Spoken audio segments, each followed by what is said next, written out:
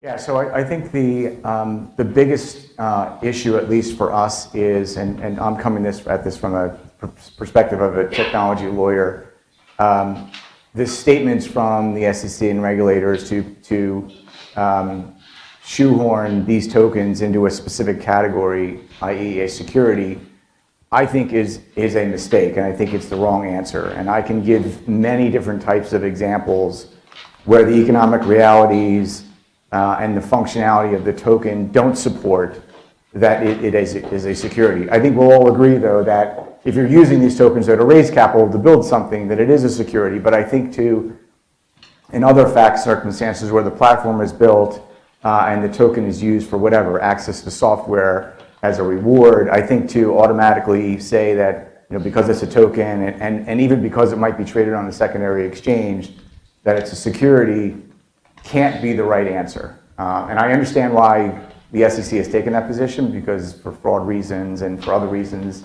But I think that that's the issue that we need to tackle, because it is to some extent stifling not so much the innovation, but ability for companies that want to do the right thing from going forward in the US. So take a step back, and just for people who aren't lawyers and aren't familiar with this, what does it mean saying a token's a security? Why is that an issue? Well, I guess so think of it as if a token in the use case represents access to a software. I have clients that pre-sell software as a service 1 year, 2 years, sometimes 5 years or more in advance, and I don't think anybody would say that is a security. If we have a platform that's built, and because there's some sort of trading or some characteristics of the token that might make it a security, that we need to now, because we're afraid that we're running afoul of securities laws, treat it as a security and put it on an alternative trading system, where now my clients from the perspective of a software vendor actually need to buy a security now to access a software platform. It doesn't work. It doesn't scale in that use case. There's many, many other use cases where treating a token as a security doesn't scale. I mean, think about a reward system where students are being rewarded for doing something that the only way to do that is to treat it as a security, where these students are getting security, something that's treated as a security doesn't really make sense or work. Okay. Josh. Do you want me to follow on that or go on to a different regulatory thing? Your choice. Okay. Well, I guess maybe if I can touch on that for 1 second, then I'll hop aside from it. So Joe raised an important point, which is that the Wall Street plumbing that goes along with securities doesn't necessarily translate for if you have something that is has a functional nature, or something that you actually have a consumptive use for. And in addition to that, the way that you can sell them, it's a very different process. If you want to sell securities in the US and you don't want to involve the SEC, then you have to limit whom you sell them to. So you, instead of selling to all the people who might want to use your software, who may be your friend down the street, etc., you may have to limit your sales to what are called accredited investors. And those are people who have a certain net worth or a certain income level over a period of years. And there may be transfer restrictions on what they can do with those. So just putting that aside for now, I think another big regulatory issue is, and this affects people across the globe, because many of these blockchain and specifically token and crypto matters are global, is KYC and AML, which is know your customer, anti-money laundering, and I'll throw in with that sanctions generally. So I think we're still trying to grapple with, frankly, what the law is in this space. FinCEN in February issued a letter to a senator, and it wasn't binding law, and it referenced guidance that wasn't binding law, but it indicated that many, many token sellers, arguably some have said all, although others have a different view, may need to register as money services businesses or the like. And this also affects, a whole host of other things. Obviously, we're all trying to get to the bad actors, except for the bad actors who are not trying to be gotten to. But I think that's a big space that is in flux right now. It's interesting. That's an issue. My background is AML and sanctions compliance as well, and I thought that what FinCEN said in that letter wasn't anything really new. And I think FinCEN has been a pretty even-handed regulator comparatively, I think in this space. But I do think AML and KYC is definitely, I agree with that just the questions surrounding it, and I think the people's awareness of what the blockchain can do in that space needs to be increased, and we're actually holding a congressional briefing in a week for staff in Congress on that very issue. What is AML? What is sanctions risk? What is the scope of this problem? And then how are these blockchain companies using tools to combat that? So I agree with you. That's a big issue, and I also agree on the tokens. So I'll just name another one, kind of agreeing with what you guys have just said, and take a bit of a macro perspective too, which is, so you're seeing on the federal level, almost every agency in the federal government has taken a position on this and taken an enforcement action as well. And they've each taken a different view as to what virtual currencies or cryptocurrencies are, whether they're property or a currency or a commodity or a security. So you have that kind of disjointed view based on what the laws are that regulate these agencies, but these kind of siloed approaches almost, and conflicting approaches, combined with a lot of enforcement actions, combined with pretty heavy-handed statements in the media from Jay Clayton. I think he's rolled back from that a little bit yesterday. But all these kind of this confluence of negativity on the federal level with no really overarching statement about how the benefits, the promise that blockchain technology has on government, on industry, for citizens.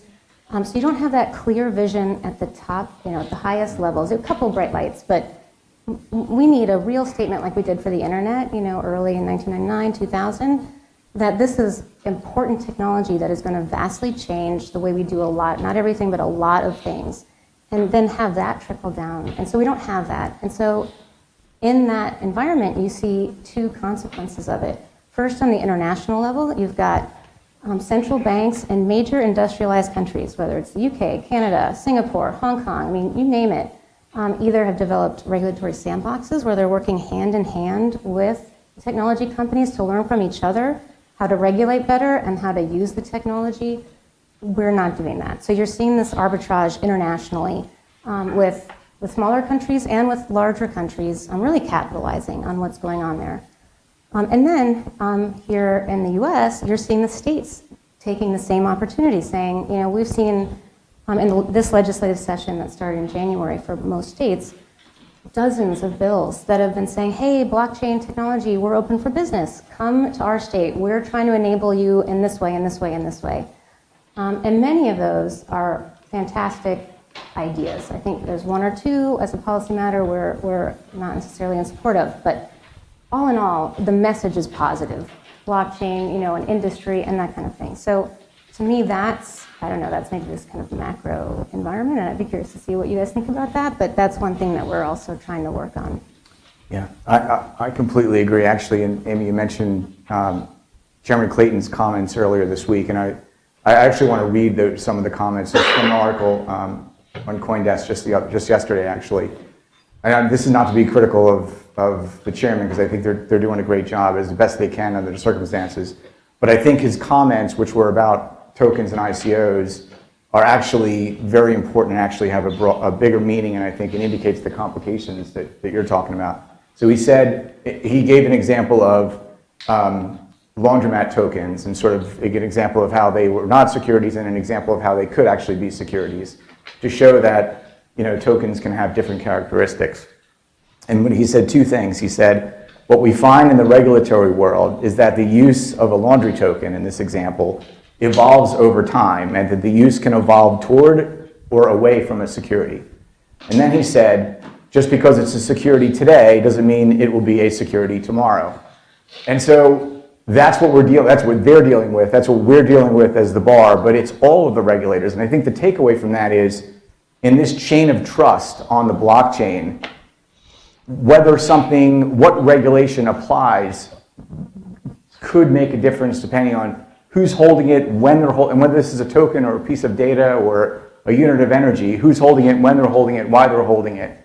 That all can influence and have change the way each of the regulatory bodies look at blockchain. And then on top of all of it, his last statement is, the point is that this is so early that whatever we decide today, whether it's the SEC or the CFTC, it may change tomorrow, and it probably will, because we're so early in this. And that's what we're dealing with. It's a challenge for regulators and for the bar. Okay, so I want to get back to what Amy said about the need for a framework, but let me just stay on this whole ICO security token issue and start with you, Josh. I mean, you represent clients. Client comes to you today and says, I want to do an ICO, I want to be compliant, I understand this is not the Wild West, just tell me how to do it so that I can meet all the regulations. What do you tell them? So what I tell them, and actually before I do this, I'll just give this disclaimer, which maybe applies to all of us, I'm not sure. Nothing we say is legal advice, investment advice. It's not said on behalf of our employers or any other person. Nothing we're saying is critical of regulators. We love regulators. Yes. Thank you, Josh. Pleasure. So I think what I typically say is, listen, it's a team approach. So it's not just going to be one person telling you, what the lay of the land is. It actually is going to be many different people with many different specialties. And none of us will actually probably be able to tell you exactly what the lay of the land is. And certainly, as these are global, there are different landscapes, different regulatory landscapes in each jurisdiction.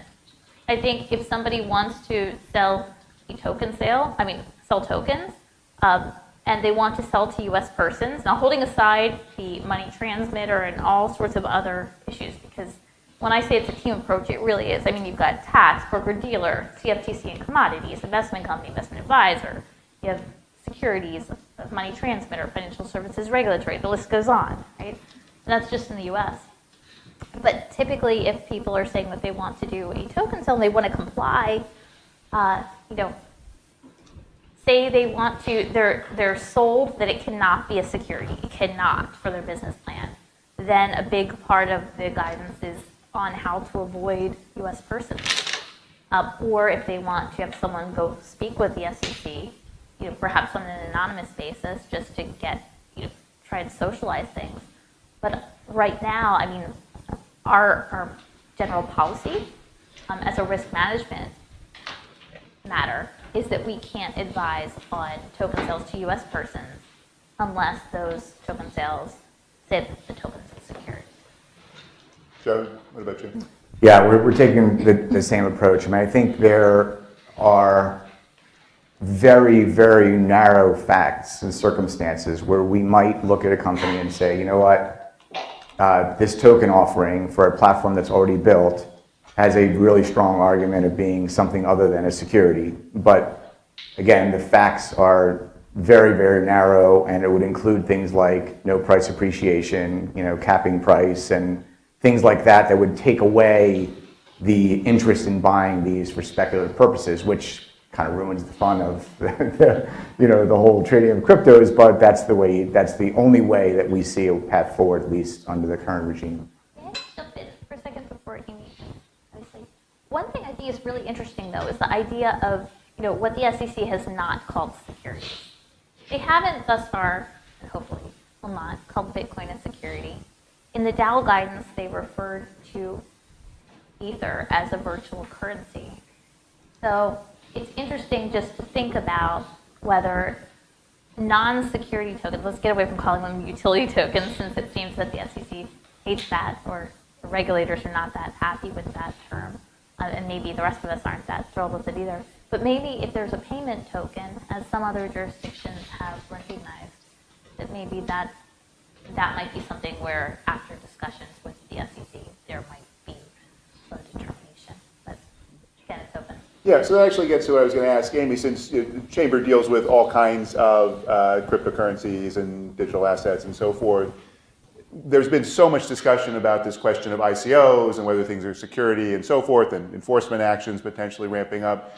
Do you see that having a spillover effect on the other kinds of companies in the space that are not specifically doing ICOs, or is it largely focused in that area?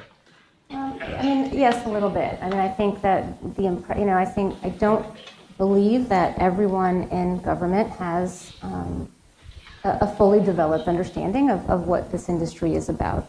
And, there's a lot going on, and understanding that blockchain technology can offer many different types of use cases and values, and tokens can Bitcoin is a token, but it can also represent an unimaginable amount of things. Definitely we are constantly trying to educate as many people on the Hill as we can and in the agencies as we can as to the many ways that this can be used, and so that they can focus a little bit better on this narrow piece that should rightly be regulated, whether it's fraud, Ponzi schemes. I mean, of course, those are things that we don't want to see in this industry. And I think in that case, an enforcement action can be helpful to show that the system is working and it weeds out bad actors, and here's the rules of the road there. It's when the enforcement actions either go beyond that or you're kind of regulating by enforcement, which we prefer to have some guidance issued first, like the Dow report was, rather than learning through an enforcement action that, oh, okay, well, this is what we're saying in the line. Well, let me play devil's advocate a little. And so, Josh, you mentioned the anti-money laundering rules and so forth. Take that as an example. Why shouldn't a regulator say, look, it's not okay if this technology could be used for terrorist financing, and companies saying, well, that's just too bad, this is the march of technology, we can't deal with that. It's just not acceptable if we're talking about money that's going to things that are clearly banned under the US law for good reasons. What's the response to that? Isn't that what regulators should be concerned about? I'm happy. You want me to jump in? Oh, so whoever wants to start, yeah, sorry. I don't want you to do it. Yeah. You can go ahead. Well, if it's directed to me, I can answer too. I mean, yes, I think they should be worried about that. I think they should be concerned about it. I think, and I won't talk about privacy coins because I frankly don't know enough about them to be able to speak intelligently about them. But for the other tokens, by and large, I mean, they're pseudonymous. They're not anonymous. And you can track them. I think it is important to try and weed out bad actors. And in fact, even when we onboard clients in the crypto space, we do enhanced KYC AML. We do a heightened check just before bringing them on. I think some of the more complex questions, though, involve things like syndicates, right? So if I sell to Joe, and he tells me he's an accredited investor, it gives me his information. I do KYC AML on him. I do an accredited investor check, making sure, again, accredited investors means there's a certain net worth or a certain income and a few other things. And I sell to him, but then he turns around and sells to Kevin and Amy, right, and says, hey, I got this good deal with a discount. You want to give me some money and I'll give you some coins? I think that makes it more challenging. That, of course, can happen outside of the token sale space as well, and I'm sure it does. It's just, I think there's an extra focus on this, and it could be also because, in some sense, some of the early uses of Bitcoin were not exactly that great. From a regulator's perspective, to add to that, if you look at it from FinCEN's perspective or even the SEC, it's not really easy to tell from looking at a white paper or the sale or even following things on Telegram whether something's a fraud or it's part of money laundering or not. And so from a regulator's perspective, they're in a tough position. They need to, whether you like it or not, to some extent they overregulate, and they may overregulate because it's hard to tell what's a fraud and what's not, right? So that's unfortunate for the ones that aren't fraudulent and that are trying to do the right thing because they don't have a whole lot of answers. Yeah, my personal perspective is, I think I agree with generally with the way FinCEN has approached this from the anti-money laundering perspective. OFAC, who administers the economic sanctions programs here in the U.S., they've just recently started making public statements in this space. And what they're saying is also what I would have thought, what I had advised clients when I was in private practice, and now is right on target with what I thought. That the Venezuelan petro is a property or an interest in property and prohibited equity or debt of a sanctioned government. So, I think that I've actually, where I've seen the issues really arise is, again, an understanding. People just hear a headline, oh, the Venezuelans are going to use crypto to evade sanctions, or the North Koreans are going to use it to evade sanctions. And you see that headline, but you don't have the backup behind that. What does that mean? How are they doing it? And figuring out whether it's in the kind of privacy tokens that you mentioned, Or, I mean, if it's in Bitcoin, that's a completely different metric. And there's been studies and even enforcement actions that show law enforcement using blockchain to catch the bad guys, even catch the Secret Service agents that are the bad guys embezzling the money. So it really can be a tool, but there is this kind of new situation with some of these other tokens that are designed to keep some of those identifiers off the chain that I think are maybe concerning for regulators, understandably. So let me follow up with you, Amy. So are there other governments around the world that you've seen that seem to have a better understanding, and are entrepreneurs moving out of the United States and looking to go there?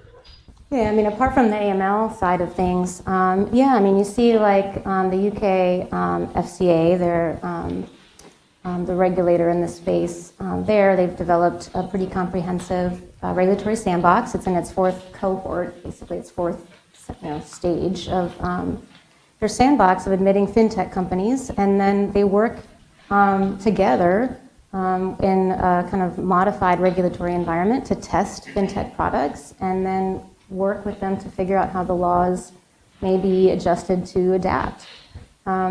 So, I think those are examples of where people are learning from each other in this kind of new environment. I mean, if you think about the world we live in right now, I mean, the president no longer needs a press conference to reach everyone in the world. You can tweet. I mean, everything is kind of peer-to-peer. I mean, that's just, marketplace lending. I mean, there's a lot of examples of just how we're becoming more peer-to-peer.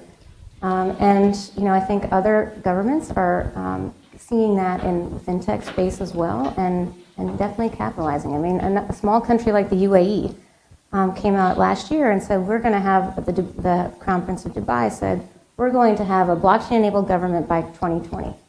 I think that's quite aggressive, but it's the vision, right? It's the, and then that country's government's different than ours, but so everybody is, scrambling to achieve that goal.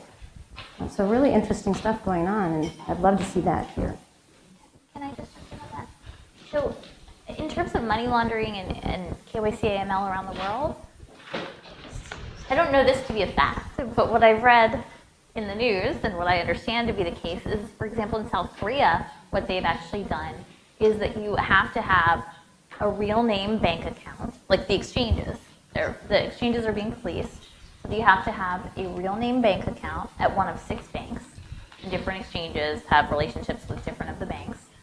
And that you have to be, I think, over 18, or whatever the age of majority is. And this is basically saying no minors as in young people, not as in people validating transactions. And no non-South Koreans can actually become part of the exchanges. So some people think that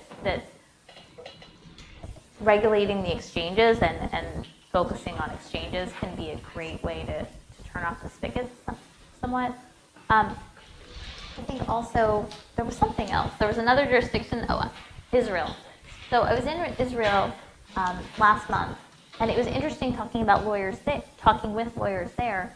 They were saying that their KYC AML guidelines are actually stricter than the US's.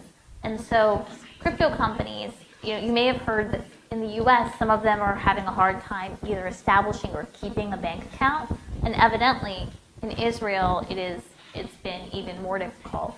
I believe that there was a court case, though, that said that at least in that one case, that they needed to, just by virtue of being a crypto company, you couldn't deny someone a bank account, but I would need to check that to be sure. Joe, are you seeing anything internationally? We are. I mean, on some of it, on the unfortunate side, we've got companies that are U.S.-based companies that have decided not only are they not selling into the U.S., which changes their whole business model to some extent, but they're actually moving their companies offshore. So, they have to comply with wherever they're going. So if they set up an entity in BVI, they still have to comply with laws if they're selling into South Korea or wherever. But we are definitely seeing with some of our clients deciding to move completely offshore. That means no sales to the U.S. and having all operations outside the U.S. So that's an unfortunate development, but I think that's probably temporary. I'm hoping that's going to shift back, and we'll figure things out here, and companies will start feel more comfortable doing business here. So say a little bit more. What gives you that level of optimism? And I also want to ask the other two of you what your sense is going forward if we're going to overcome these concerns in the U.S. Yeah, so I think from a regulatory standpoint, there's two ways to look at it, right? There's, at what point are the laws, the compliance with the current regulatory regime, forcing us to think in old ways, I'll say, right? If blockchain is enabling us to change processes and really rethink the way we do things, is the current regulatory regime forcing us to do things the old way, right? And so in that way, it could be stifling. But I think long term, and I think because it's so early, we will figure this out. It is really, really early, and by early, and when I use an analogy, I mean we're 20 plus years since the internet boom, and we're still talking about laws and regulations around data privacy and security. We're still fighting about net neutrality. So we've got a long, long way to go. And so I'm not, we're 2-3 years into getting closer to mainstream adoption here. I'm not that concerned that we are somehow going to get left behind other countries because we're not sort of, creating new laws. I think creating new laws too early would be a mistake.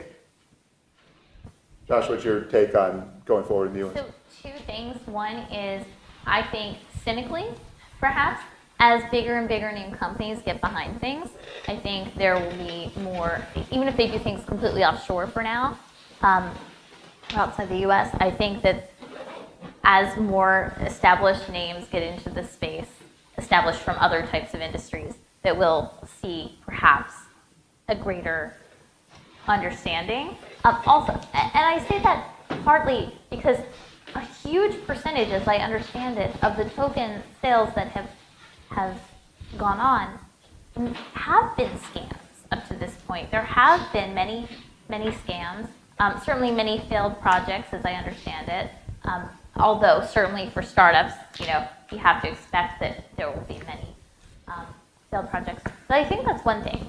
And then another thing is, I do think that as we see, and this is sort of a take on that same point, as we see more tokens emerge that are fully functional, I think that will start to change perhaps the view. Because what we've been seeing, when you think about some of the statements that have been made in the media about so many of the tokens, or all of the tokens being securities, what has been done in large part up until now, so many of those have been pre-sales, right? Where the token hasn't even been launched yet.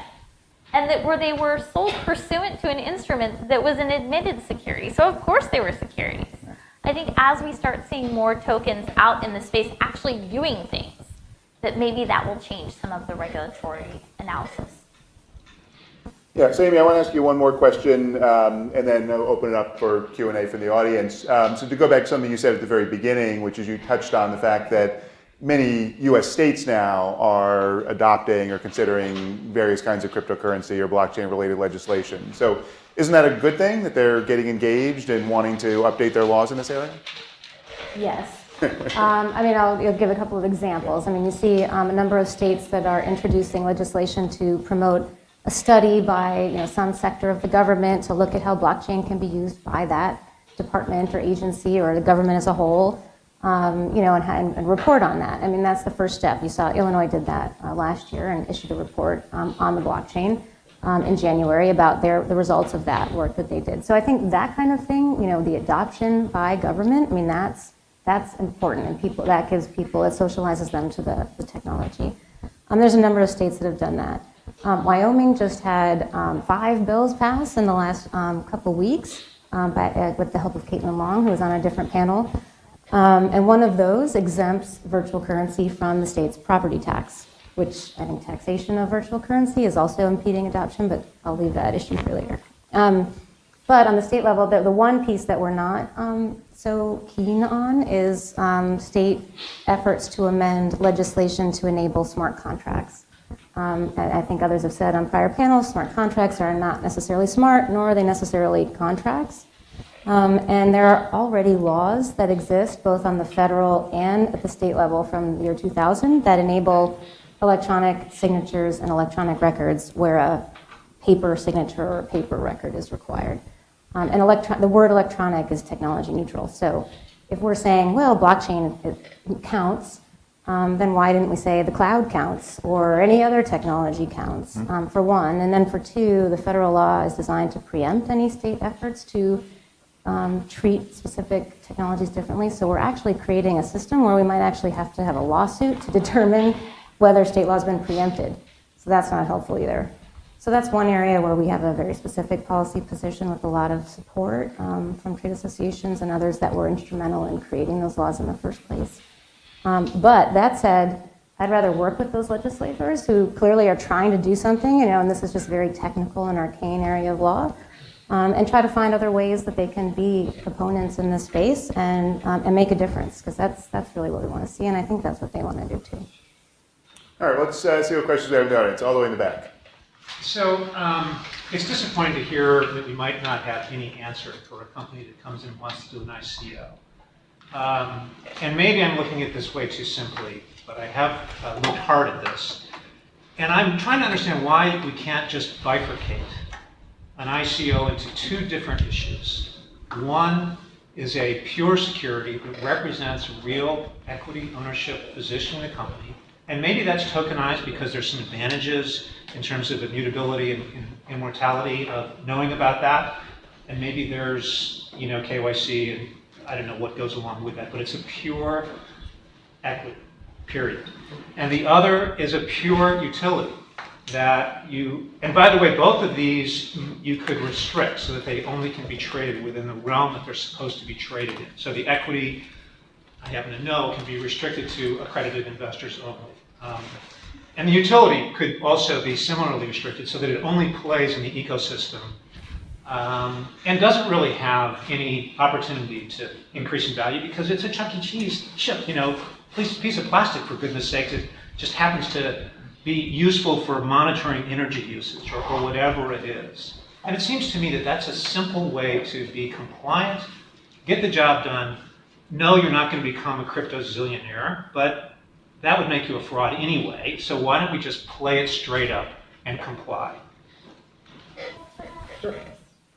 So, by the way, when I said that we don't know how to do it compliantly, I didn't necessarily mean that there aren't ways forward. I just mean that there are so many areas of law, and as we noted, many of them are in flux.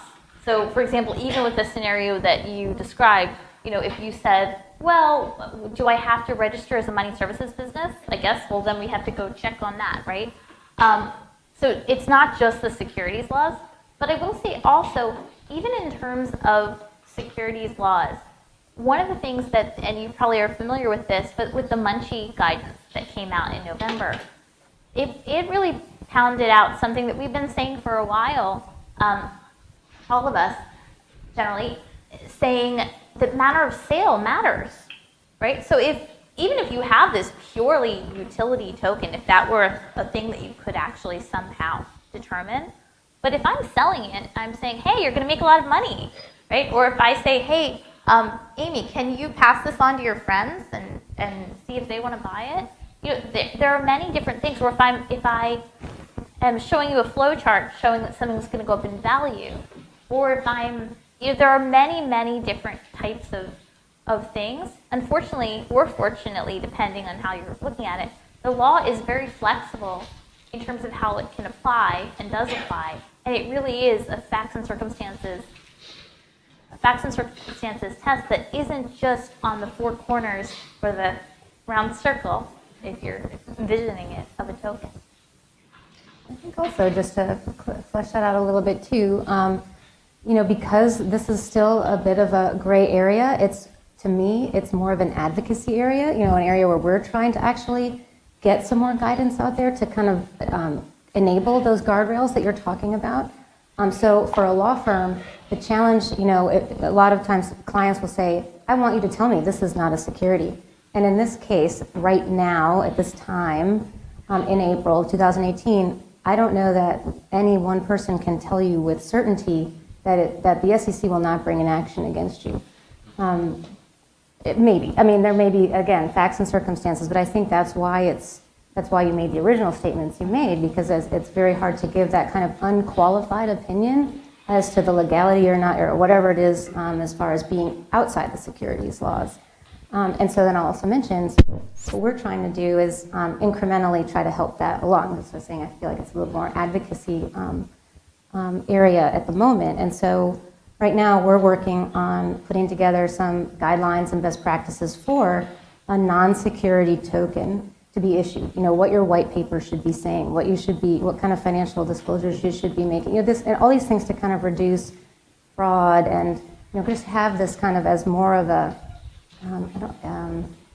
structured industry to try to help that argument, so that as we make later stage advocacy, take later stage advocacy positions on this, we have that structure to stand on. But it is a bit of a process, I think, and we're still evolving in this space. Let's see, we had time for a couple more questions here. Let's see over here.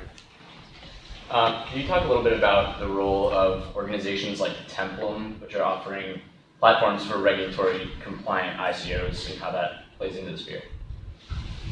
Yeah, sure. So Templum is one of probably a handful, or maybe fewer, of what are called alternative trading systems for cryptocurrencies. So what they're doing is they're enabling the trading and transfer of security-based tokens, right? So all of the tokens that are on Coinbase and Gemini and Poloniex are not securities. I mean, certainly the ones on Coinbase and Gemini, it's questionable as whether or not the other ones on Poloniex are securities, but all of them take the position, or would they, that they're not actually securities. So Templum is trying to provide a platform where they're licensed and you can legally trade a security-based token. So that's basically what that effort is. So it's a place for liquidity on these, basically tokens that are securities that are represented by tokens. And do you think that's a viable approach? I think it's a viable approach if you are issuing a token that is a security. I don't think it's a viable approach that if you are a company that wants to scale and you're using a token, let's say, to sell B2B to enterprise, that because you're concerned about running afoul of securities laws, that you structure your token as a security and trade it on Templum. As a tech lawyer, that's not scalable, right? I mean, I would never, right, for obvious reasons. So it works if it really should be a security. It doesn't work if you're going that direction because you're afraid of, running afoul of securities laws. Good.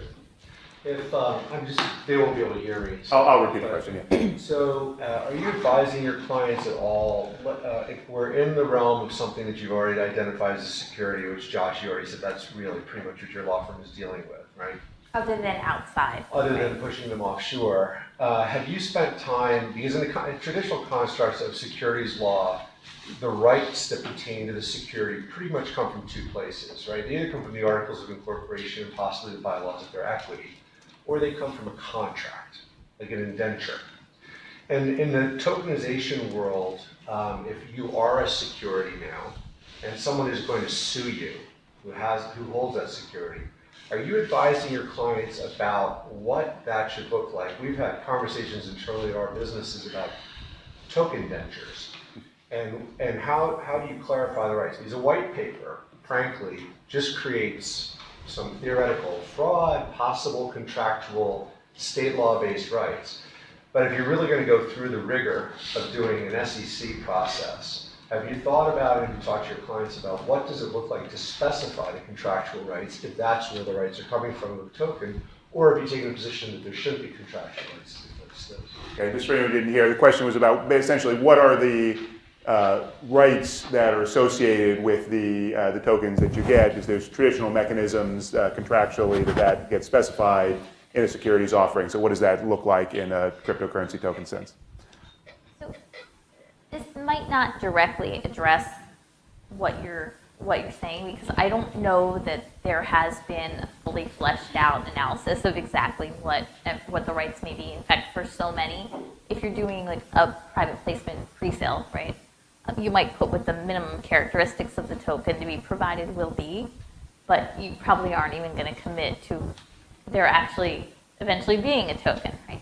But I think one of the interesting questions, kind of playing off of what you're saying, is to the extent that you take the position that something is a pre-sale of goods or services, right now a lot of these token issuers to the extent that they've sold tokens, are doing well. They have money. They have at least virtual currency, right? But what happens if they go bankrupt or they're insolvent? Like, how does that work? And what rights do those token holders have? Do they come ahead of the debt, right? Because they have pre-purchased goods or services. So I can't say that I have any answers for you on that, definitive answers, but I think these are important things to think about. Figure out. And there's companies like Haven that are looking at instantiating rights in the smart contracts in a token itself. So I think that's probably where some of this is going to go. Okay, maybe one or two more. Yeah. What does the tax landscape look like from this perspective? I'm thinking like if you're using like a token in a goods or service transaction, there's obviously the VAT or the sales tax due on that. But what if the status of the token changes? Is the taxability based on when it was issued, what it was at the time of the transaction, or at the time that you're filing your return? That's a gray area, and I'll disclaim that I'm not either an accountant for accounting purposes or a tax lawyer for tax purposes, but we have looked at that. I don't think that any of those are fully understood, and people who are very well versed in those things have written detailed articles about the various ways you could treat these, deferred revenue. Is it a debt? Is it an equity? And you have to, and again, it's a case-by-case basis to some extent, what kind of token you've issued and when you've issued it and when the rights vest and things like that. So both on the tax side and on the accounting side, so if you have to account for it, even as a private company, if you need to have an audit or if you're going to have investors, those kinds of are still, have not been determined. Yeah. Last one. So I was curious as to what you guys thought platforms such as CoinList or Safflaunch that allow token sale participants to contribute to these token sales would play as the overall industry progresses throughout 2018 and later years, especially as they hopefully allowed non-accredited investors to contribute.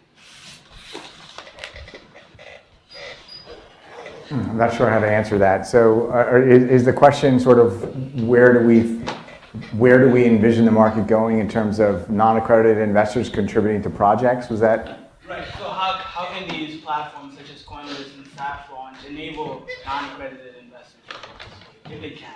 Well, I think we have to answer the question of what these things are first, right? So if we get to a point where we can categorize and clearly define these tokens as non-securities, either as currencies or as spot commodities, I think the answer is easier, right? I mean, if it's a spot commodity, it's pretty clear that you could trade it on, it'll end up on Coinbase or Gemini, right? And then anybody can trade and do spot transactions, assuming that it's not a fraudulent issuance, and because the CFTC has jurisdiction over spot transactions only to the extent that they're fraudulent. But we have to get to the answer first of what does a non-security token look like and what categories do they fall into. All right, well, there's a lot more we could talk about. Obviously, we're at an interesting and challenging point right now where so many of these questions don't have good answers, even from the experts. But hopefully, this has been educational, and I really appreciate all the panelists being part of this discussion. So thank you very much.